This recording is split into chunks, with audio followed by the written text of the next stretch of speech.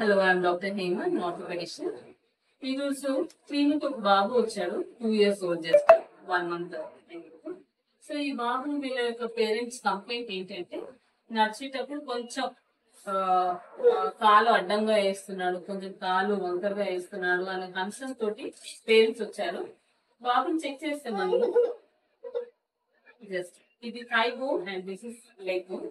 ఇది మనం చెక్ చేసి మనకి జస్ట్ ఒక 0.5 cm మాత్రము ఈ లెఫ్ట్ లెగ్ అనేది చిన్నగా ఉంది.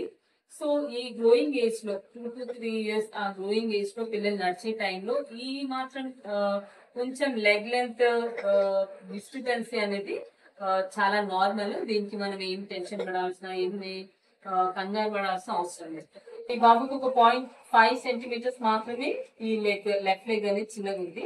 దీనికి టెన్షన్ పడాల్సిన అవసరం లేదు. కాకపోతే మన బాబు ఫ్రీక్వెంట్ గా పడుతున్నాడు, లేదంటే నడిచేటప్పుడు ఏమన్నా కొంచెం డిఫరెన్స్ అనిపిస్తుంది అనేసి అంటే షూ రేస్ అనేసి చెప్తామని.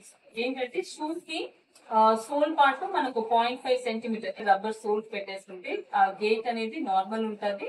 సో దట్ బాబు పడిపోవడం, ఫ్రీక్వెంట్ గా పడడం కానీ, లేకుంటే గేట్ నడిచేటప్పుడు డిఫరెంట్ గా ఉండడం అనేది కూడా అది మనకి నార్మల్ కనిపిస్తుంది. Thank you.